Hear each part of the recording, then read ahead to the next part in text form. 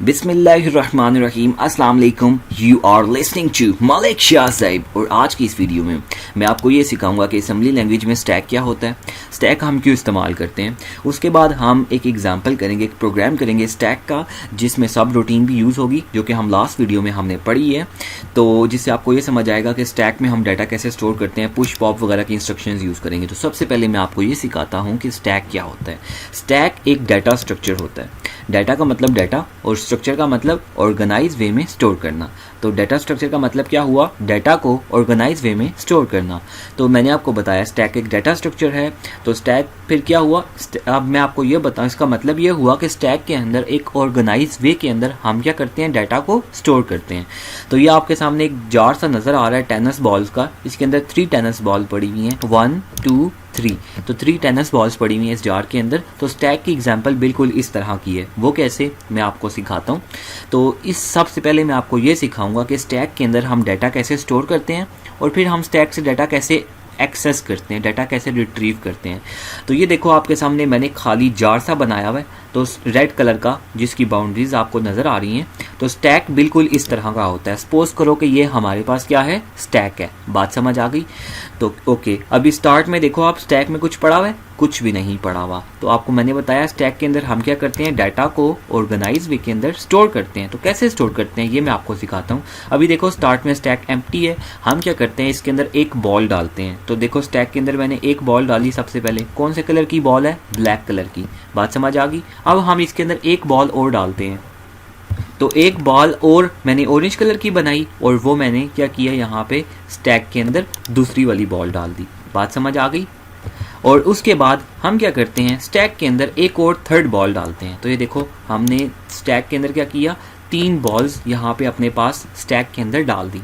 अब स्टैक के अंदर डाटा को स्टोर करने का जो रूल है उसको हम कहते हैं लीफो।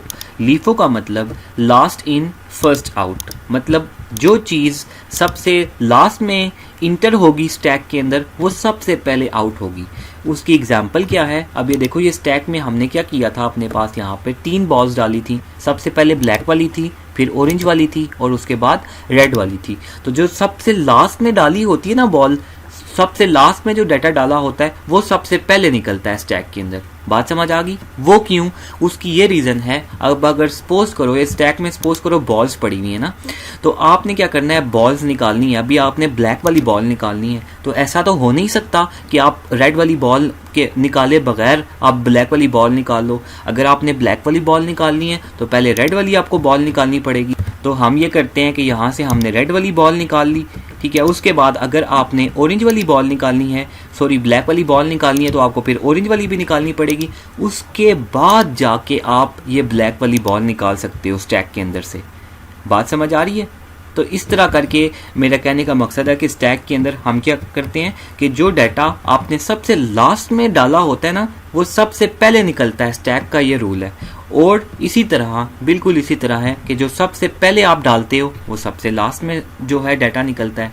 बात समझ आ गई? ये बिल्कुल टेनिस की जार की तरह है। आई होप आपको ये बात समझ आ गई होगी कि स्टैक, ये जो लीफो स्टैक के अंदर डाटा स्टोर करना और रिट्रीव करना वो कैसे होता है। लास्ट इन फर्स्ट आउट, ये स्टैक के अंदर डाटा स्टोर करने का रूल है। क्लियर?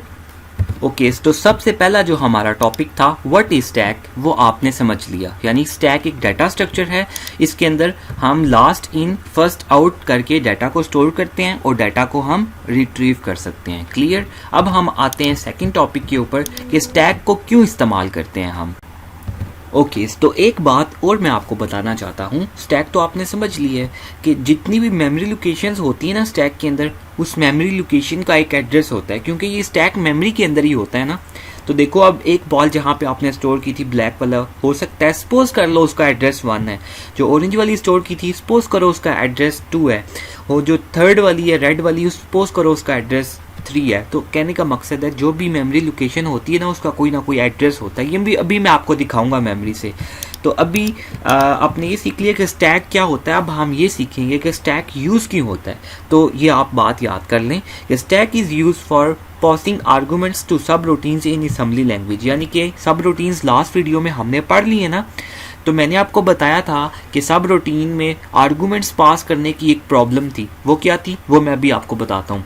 और उसके साथ स्टैक किस लिए इस्तेमाल होता है, कॉल और जो रिटर्न की इंस्ट्रक्शंस होती हैं उनमें भी स्टैक यूज़ होता है, ठीक है। तो ये भी हम सीखते हैं अभी। और उसके अलावा स्टैक पॉइंटर क्या होता है ये भी मैं भी आपको बताऊंगा। याद है स्टैक पॉइंटर एसपी आपने स्टार्ट में पढ़ा था, तो वो क्या होता है वो भी मैं आपको बताऊंगा। क्लियर? ओके, तो लास्ट वीडियो में सब रूटीन में हमने ये पढ़ा था कि हम सब रूटीन को यानी फंक्शन को, प्रोसीजर को, आर्गूमेंट्स कैसे पास करते हैं। तो हमने क्या किया था, एक अरे बनाई थी। यहाँ पे देख तो डाटा एक अरे है, इसके अंदर दो नंबर्स हमने स्टोर किए थे 5 और 8, और स्टार्ट में हमने जंप लगाई थी। और अब यहाँ पे ना हम वही वाली जो सब रूटीन थी हमारी वो बनाते हैं। लास्ट वीडियो में मैंने आपको सिखाया था, तो ये हमारी सब रूटीन है, ठीक है। ओके, और यहाँ पे हम सब रूटीन को कॉल कर लेते हैं। कॉल और सब रूटीन का नाम क्या है, स्वैप, ठीक है। तो ये लास्ट वीडियो में मैंने आपको सब सिखाया था, दोबारा मैं रिपीट नहीं कर रहा। अगर आपको सब रूटीन नहीं आती तो पहले आप सब रूटीन सीखो, क्योंकि सब रूटीन में एक प्रॉब्लम थी आर्गूमेंट्स पास करने के लिए ना। तो अब आपको सब रूटीन आ गई है, तो मैं वो प्रॉब्लम आपको रिजॉल्व कर दूंगा। वो प्रॉब्लम क्या थी वो भी मैं आपको दिखा रहा हूँ। तो ये आपकी आ गई सब रूटीन। ये अब प्रोग्राम जब एग्जीक्यूट होगा, ठीक है, तो हम क्या करते हैं, यहाँ पे अपने पास कुछ रजिस्टर्स बना लेते हैं। मूव, ये मैंने एक्स रजिस्टर के अंदर 5 मूव करवा लिया, डी एक्स रजिस्टर में 10 मूव करवा लिया, और सी एक्स जो हमारा रजिस्टर है उसके अंदर सपोज करो मैं 6 मूव करवा देता हूँ, ठीक है। ओके, तो हम जो फंक्शन होता है हमारा, आर्गूमेंट होता है, हम उसको कैसे पास करते हैं, वैल्यू रजिस्टर्स के थ्रू पास करते हैं। मैंने लास्ट वीडियो में आपको ये सिखाया था। और जो अरे आपने स्वैप करनी है, जिसकी फर्स्ट 2 वैल्यूज़ आपने स्वैप करनी है, उसको हम बी एक्स रजिस्टर में उसका स्टार्टिंग एड्रेस स्टोर करवाते हैं। तो यहाँ पे अरे का नाम क्या है, डाटा, तो मैं यहाँ पर अरे का नाम जो कि बी एक्स रजिस्टर के अंदर स्टोर करवा रहा हूँ। अभी मैंने इसके साइड पे ब्रैकेट्स नहीं लगाई, इसका मतलब है कि इसका एड्रेस बी एक्स रजिस्टर में स्टोर होगा। और अगर मैं यहाँ पे इसके साइड पे ब्रैकेट्स लगा देता तो इसका मतलब आपको पता है कि ये जो इस डाटा के ऊपर जो एड्रेस है, इस पे जो वैल्यू पड़ी है, और वो जो वैल्यू होती है वो अरे का फर्स्ट एलिमेंट होता है 5, तो 5 मूव होगा इसके अंदर।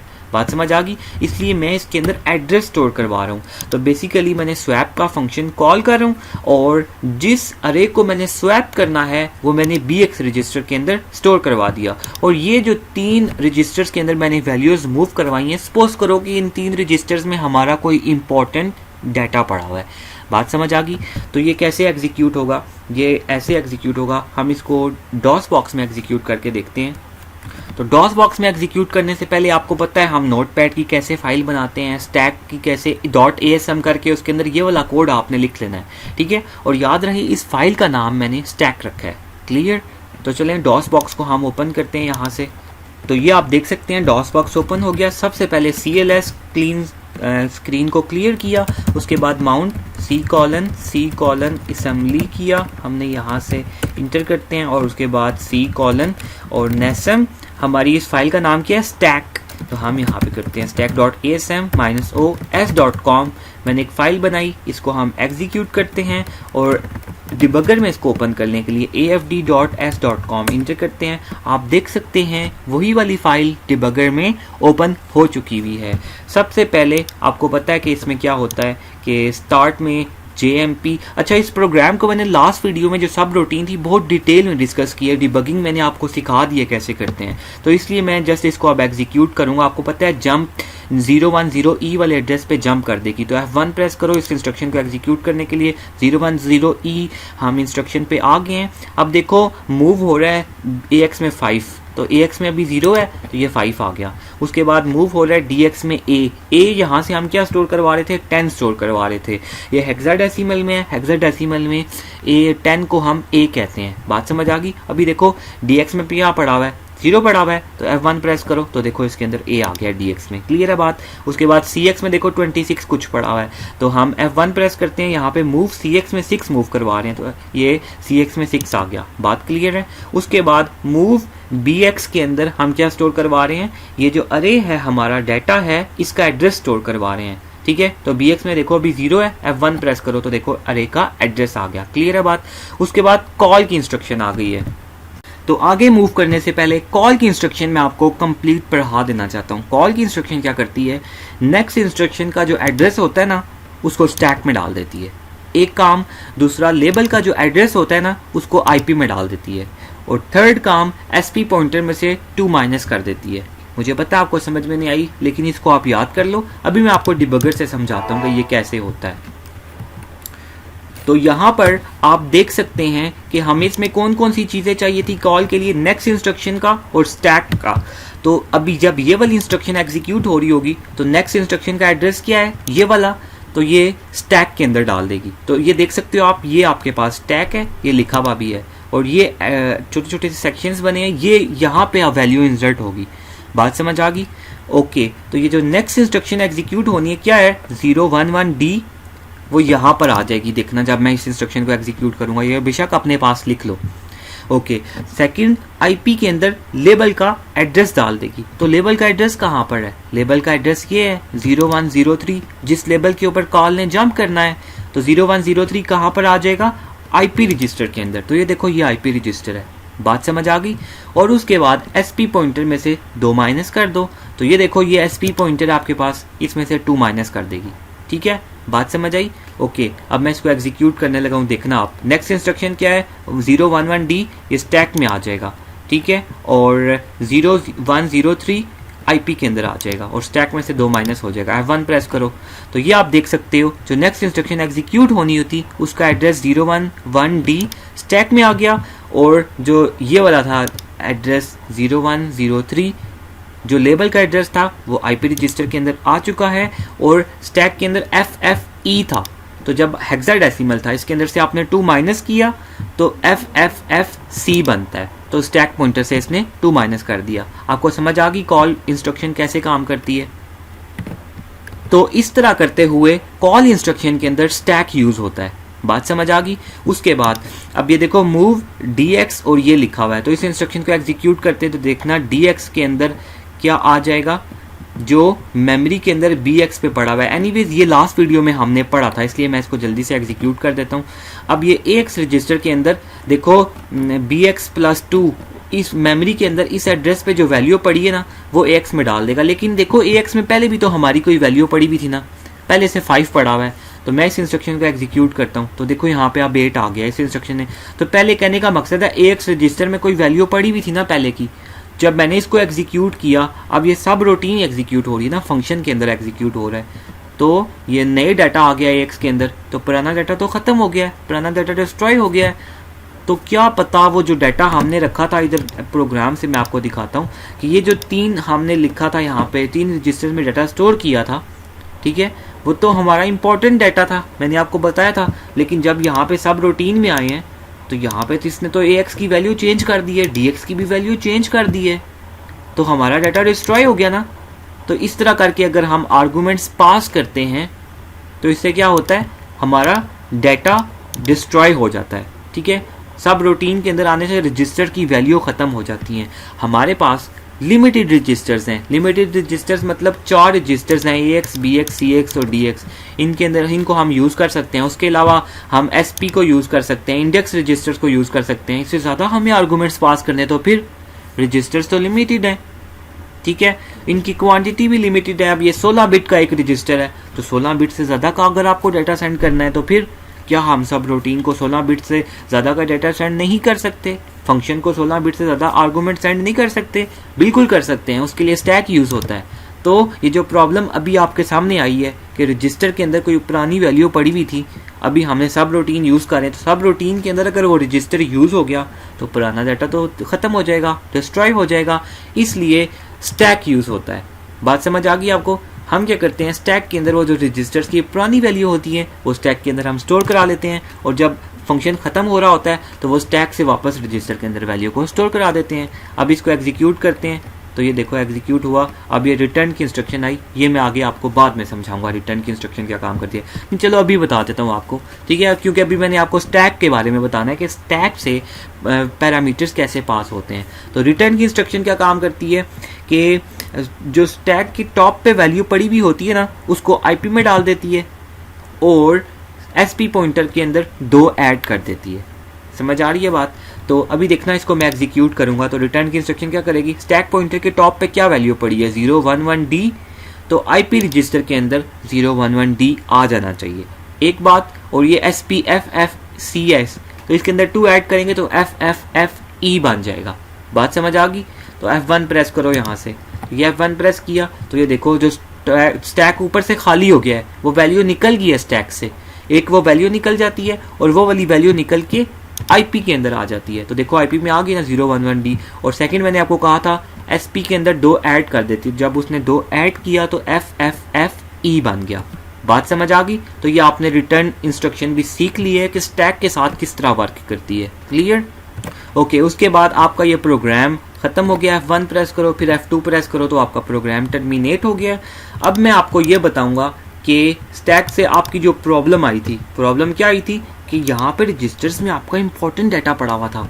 यहाँ से जब आपने फंक्शन को कॉल किया, देखो AX रजिस्टर नई, DX रजिस्टर में कोई नई वैल्यू स्टोर हो रही है, AX रजिस्टर में कोई नई वैल्यू स्टोर हो रही है, तो यहाँ पे जो AX और DX रजिस्टर में हमारा पुराना डाटा पड़ा था वो डिस्ट्रॉय हो गया।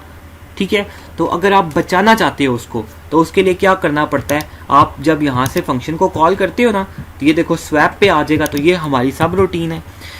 जो जो रजिस्टर्स आपने यूज़ करने हैं उसको पुश कर दो स्टैक के अंदर। ठीक है, तो हम यहाँ से करते हैं पुश DX और उसके बाद पुश करते हैं AX। तो देखो 2 ही रजिस्टर्स हमारे पास यहाँ पे काम के थे ना, क्योंकि BX के अंदर तो हमने वो अरे स्टोर करानी है। तो जो जो रजिस्टर्स आपको यानी कि उनकी आपको लगता है कि इसमें इंपॉर्टेंट डाटा पड़ा हुआ है, तो आप यहाँ पे उसको स्टैक के अंदर पुश कर दो। पुश का मतलब होता है स्टैक के अंदर डाल दो। ठीक है, बात समझ आ गई? ओके, और उसके बाद जब आपका सब रूटीन ख़त्म हो रही होती है, फंक्शन ख़त्म हो रहा होता है, तो आपने इसको पॉप करना होता है। पॉप का मतलब होता है स्टैक के अंदर से वो निकाल दो वैल्यू जो आपने डाली थी। लेकिन इसका होता ये ऑर्डर ये होता है कि जिस ऑर्डर में आपने पुश किया होता है ना, उसके उलट में आपने इसको पॉप करना होता है। अब ये देखो, पहले DX पुश हो रहा है ना, फिर AX पुश हो रहा है, तो जो सबसे लास्ट में पुश हो रहा था ना, उसको सबसे पहले आपने यहाँ पे पॉप करना है। देखो सबसे लास्ट में क्या पुश हो रहा था, AX, तो हम यहाँ पे लिखेंगे पॉप AX। बात समझ आई? और उसके बाद क्या पुश हो रहा था, DX, तो हम यहाँ पे लिखेंगे पॉप DX। बात समझ आई? तो इस तरह करके हम पुश और पॉप करते हैं। एनीवेज जब हम डिबगर पे आएंगे ना, तो फिर मैं आपको दोबारा इस पुश और पॉप के बारे में समझाऊंगा। तो इस प्रोग्राम को आप क्या करो, सेव करो। तो यहाँ पर आप डॉस बॉक्स ओपन करें, सबसे पहले स्क्रीन को क्लियर करते हैं, उसके बाद माउंट C:, असेंबली, ठीक है, इंटर किया C:, और अब ये प्रोग्राम का नाम क्या है, स्टैक। तो यहाँ पे लिखेंगे stack.asm-oa.com, इंटर किया। अब इस वाली फाइल को हम डिबगर में ओपन करते हैं a.com। तो यहाँ पे आप देख सकते हो प्रोग्राम में हमने पुश और पॉप यूज़ किया था। तो आई थिंक सबसे पहले मैं आपको पुश और पॉप के बारे में बता देता हूँ। पुश का मतलब होता है स्टैक के अंदर हम कुछ पुश कर देते हैं, यानी कि स्टैक के अंदर जब हमें कुछ डालना होता है तो उसके लिए पुश की इंस्ट्रक्शन यूज़ होती है। बात समझ आ गई? तो पुश की इंस्ट्रक्शन किस लिए यूज़ होती है, put something in stack in current position of SP। बात समझ आ गई? तो स्टैक के अंदर कुछ डालने के लिए पुश यूज़ होती है, और सेकंड इसका ये काम होता है SP पॉइंटर में से 2 माइनस कर देती है। इसी तरह पॉप की इंस्ट्रक्शन, यानी कि स्टैक की टॉप पर जो कुछ भी पड़ा हुआ है उसको निकाल दो और SP की वैल्यू में 2 ऐड कर दो। तो ये पॉप की इंस्ट्रक्शन के काम होते हैं। आई नो आपको समझ नहीं आई, इसलिए मैं आपको प्रैक्टिकल करके डिबगर से दिखाता हूँ। तो हम प्रोग्राम को एग्जीक्यूट करते हैं। सबसे पहले JMP 0112 है। जब आप इसको एग्जीक्यूट करोगे तो देखना 0112 वाले एड्रेस पर जंप कर जाएगा F1। तो देखो 0112 वाले 2 एड्रेस पर जंप कर गया। क्लियर? उसके बाद हम AX रजिस्टर में 5 मूव कर रहे हैं। F1 प्रेस करो, देखो अभी AX में 0 पड़ा हुआ है, F1 प्रेस करो, तो ये F1 प्रेस किया, AX में 5 आ गया। उसके बाद DX रजिस्टर में A मूव कर रहे हैं। आपको पता है A का मतलब 10 होता है, तो F1 प्रेस करो, तो देखो DX रजिस्टर में A आ गया। क्लियर? उसके बाद CX रजिस्टर में हम 6 मूव कर रहे हैं, तो देखो CX रजिस्टर में अभी कोई और वैल्यू पड़ी है, F1 प्रेस करो, तो देखो यहाँ पर 6 आ गया। क्लियर? उसके बाद BX रजिस्टर के अंदर हम अरे का एड्रेस स्टोर करवा रहे हैं, तो F1 प्रेस करो, तो देखो 126 अरे का एड्रेस आ गया है। ठीक है? उसके बाद कॉल की इंस्ट्रक्शन आ गई है। ये मैंने आपको सिखाया कैसे वर्क करती है। ये ऐसे वर्क करती है कि ये जो IP की वैल्यू होती है, ठीक है, तो ये कैसे जो नेक्स्ट इंस्ट्रक्शन एग्जीक्यूट होनी होती है, नेक्स्ट इंस्ट्रक्शन क्या है, 0121, इसको स्टैक में डाल देगी। ठीक है? और उसके बाद IP के अंदर क्या करेगी, ये वाली जंप का एड्रेस डाल देगी। ठीक है? 03 आईपी में आ जाएगा और इस एसपी में से 2 माइनस कर देगी। तो एग्जीक्यूट करो तो देखो जंप वाला जो था वो इधर आ गया। नेक्स्ट इंस्ट्रक्शन जो एग्जीक्यूट होनी थी 01021 यहाँ पर आ गई और एसपी में से 2 माइनस हो गया। ठीक है, अब हम आते हैं स्टैक पर। तो देखो स्टैक में अभी क्या वैल्यू पड़ी है, 0121 यही पड़ी है ना। तो मैंने आपको बताया है कि पुश किस लिए यूज होता है, स्टैक के अंदर कुछ डालने के लिए। ठीक है, स्टैक में कोई डाटा इंसर्ट करने के लिए। तो देखो अभी dx में क्या पड़ा हुआ है 000a, हम लिख रहे हैं पुश dx, यानी dx में जो भी वैल्यू है स्टैक के अंदर उसको डाल दो।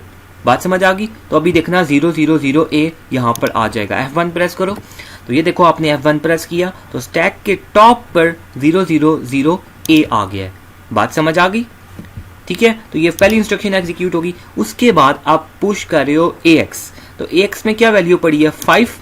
तो पुश ax का मतलब कि ax के अंदर जो कोई भी वैल्यू पड़ी हुई है वो स्टैक में क्या करो टॉप पर डाल दो। तो देखो अभी यहाँ पे 5 पड़ा हुआ है ना, तो अभी देखना ये दोनों नीचे हो जाएंगे, 5 ऊपर आ जाएगा इसके। F1 प्रेस करो तो देखो स्टैक में आपने 5 भी इंसर्ट कर दिया। बात समझ आ गई।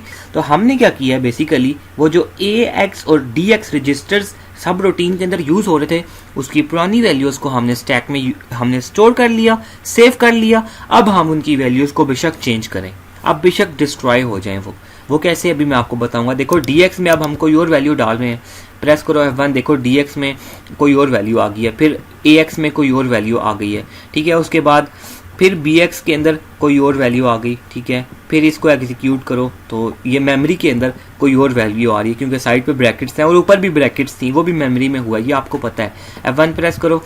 ठीक है, अब हमने ना वैल्यूज को स्वैप कर ली है। ठीक है, अब हम क्या कर रहे हैं, पॉप कर रहे हैं। अब हमारी जो सब रूटीन थी वो फंक्शन हमारा जो था वो कॉल हो चुका है, यहाँ तक एग्जीक्यूट हो चुका है। ठीक है, अब हमने रिटर्न करना है, लेकिन रिटर्न से पहले हम पॉप यूज करते हैं। यानी पॉप का मतलब कि स्टैक के टॉप पे जो भी पड़ा हुआ है वो निकाल के तुम इसमें डाल दो। तो अब देखो पॉप ax है ना, इसका मतलब है स्टैक के टॉप पर जो कुछ भी पड़ा हुआ है उसको उठा के ax रजिस्टर में डाल दो। बात समझ आई। तो और सेकंड मैंने आपको बताया था sp में 2 ऐड कर दो। बात समझ आई। तो आप यहाँ से क्या करो, F1 प्रेस करो तो देखो आपने F1 प्रेस किया, sp में 2 ऐड हो गया, स्टैक के टॉप पे क्या पड़ा था 5 वो यहाँ पर आ गया। इसी तरह फिर हो रही है, फिर पॉप हो रहा है तो dx, इसका मतलब है स्टैक के टॉप पे क्या पड़ा हुआ है a पड़ा हुआ है, तो a को उठा के तुम यहाँ पर डाल दो। a 10 होता है ये आपको पता है। ठीक है, dx में डाल दो और स्टैक पॉइंटर में 2 ऐड कर दो। तो F1 प्रेस करो तो देखो इसने 2 क्या किया, यहाँ से ऐड कर दिया। ठीक है, और उसके बाद स्टैक के टॉप पे a पड़ा था, a यहाँ पर आ गया। बात समझ आ गई। तो ये था, और उसके बाद रिटर्न की इंस्ट्रक्शन आ गई है।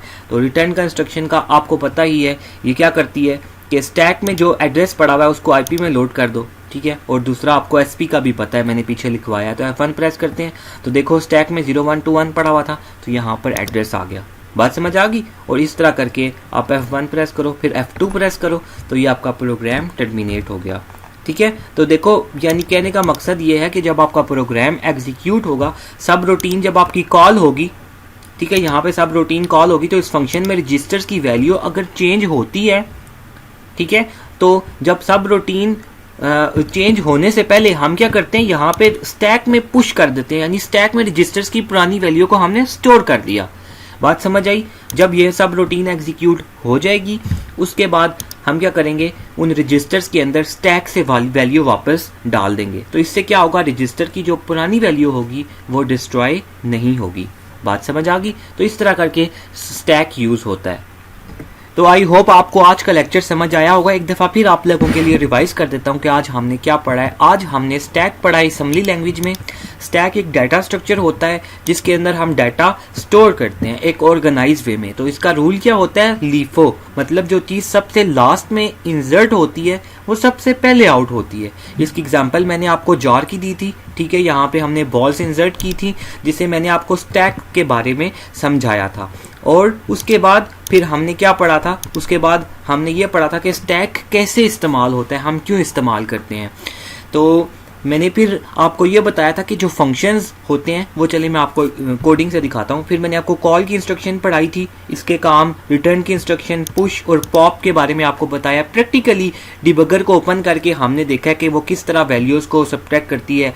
पुश में क्या करती है, एसपी में से 2 माइनस भी कर देती है, और पॉप में उसके अंदर 2 ऐड करती है। वो किस तरह होता है मैंने आपको डिबगर ओपन करके दिखाया है, ठीक है। उसके बाद फिर था कि स्टैक हम यूज़ क्यों करते हैं, किस तरह यूज़ करते हैं कोडिंग के अंदर। वो इस तरह करते हैं कि जब हम सब रूटीन, जब हमें कॉल करनी होती है, तो जो पुराने रजिस्टर्स होते हैं जिसके अंदर हमारा इम्पोर्टेंट डाटा पड़ा हुआ होता है, हम क्या करते हैं, वो कॉल जब करते हैं, सब रूटीन कॉल होती है, तो ये कॉल स्वैप जब यहाँ से यहाँ पर आएगा, कंट्रोल स्वैप के ऊपर, तो जो रजिस्टर्स इस सब रूटीन में इस्तेमाल हो रहे होते हैं, हम क्या करते हैं, उसको स्टैक के अंदर पुश कर देते हैं, ठीक है। और वो जब रजिस्टर्स से हम काम कर चुके होते हैं, सब रूटीन ख़त्म होने वाली होती है, तो लास्ट में रिटर्न की इंस्ट्रक्शन होती है।